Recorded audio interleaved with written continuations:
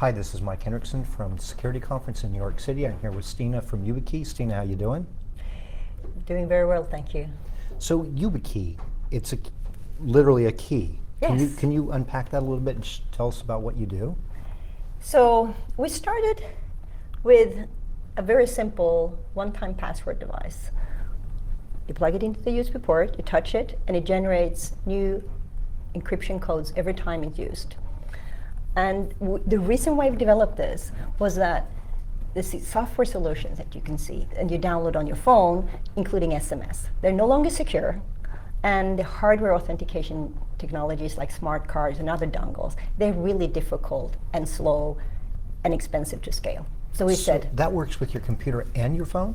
yes, you plug it into the USB port, or we have a small version here that sits inside the USB port, so you always carry it with you, and then you combine it with a simple PIN, and the PIN is just an extra layer of security. There's no security in the PIN. It's just like your ATM card.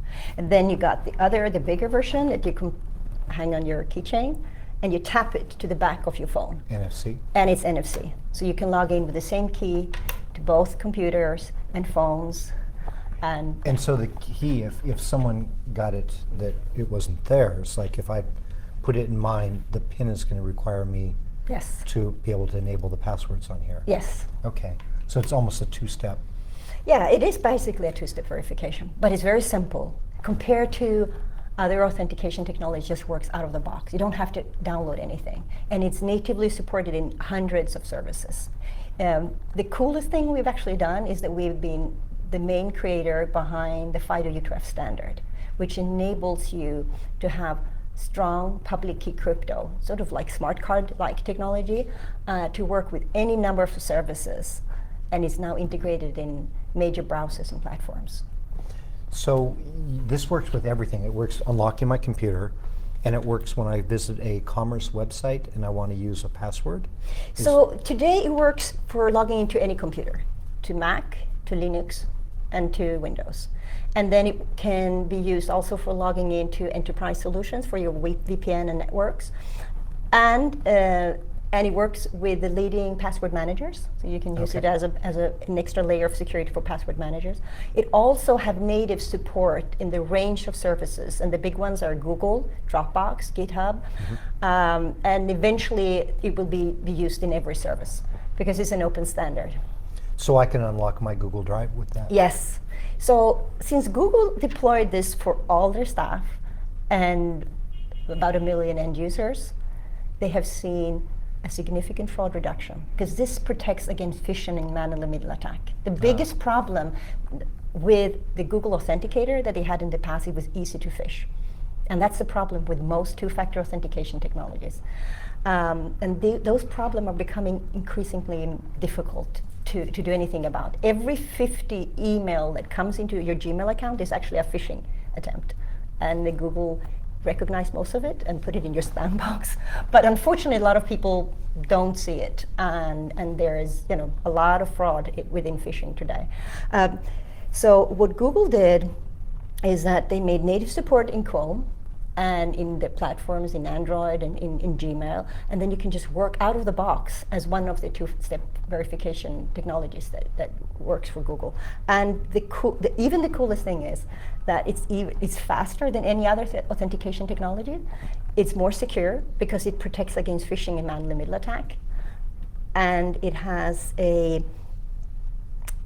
actually showed that there was less support required for this than a phone authentication technology, because if you lose your phone, and you basically that's the only way you have to log in, and with this you can have multiple keys and you're never locked out. So with a phone, so I could use this in the back of my Samsung. Yes. And then my other one is the thumbprint. Yeah, and YubiKeys can be combined with other authentication. Yeah, whether it's a pattern or a thumbprint or a pin. Yes, so there are use cases where you just tap it to the phone and you use it as a single factor. The best is always to use it with some kind of other factor.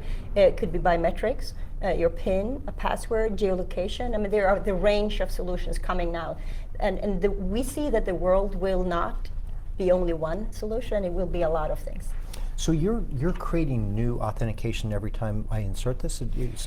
Yes, so Yeah. every time you plug into the computer, it generates a new login credentials that only used once. So the different protocols that we support on the YubiKey is first the one-time password that works with a lot of legacy VPN and network.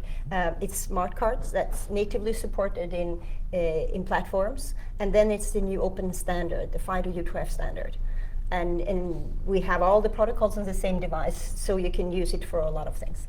Excellent. So if I have these sitting in everyone in the company has a YubiKey installed, are we much more secure? I mean, have you got studies on how much more secure Google is now because they have this, or? Yes. Google recently published a report where they said they had significant fraud reduction. And when I called them and asked, was it zero fraud? They actually said that some of their users still had the SMS as a backup. And then this SMS became the weakest link. So now Google have disabled the opportunity, I mean, actually offered the opportunity to disable your SMS as a backup and have either YubiKeys or other methods that are more secure. But the least secure backup will always be the way. Here's your password in SMS, yeah. Yes, yeah. Yes. This technology is based on, the FIDO-U2F standard is based on public key crypto, which is the same use for smart cards and CAT cards for the high security government service and military service. But it actually has another feature. When you touch it, you have to be present as a human. There are smart cards today that are being remotely attacked by bots, or exactly, that steals the pin and gets into your system. With this, you have to be a human behind. And then as we evolve, we can combine it with biometrics and other means to further enhance the security. Excellent. So if we fast forward to 12 months from now and we have a conversation in New York at the security event next year, what would you like to say changes in the industry around secure devices and secure protocols, and what will change for YubiKey? So what will change for YubiKey in a year is that there will be more services supporting our technology.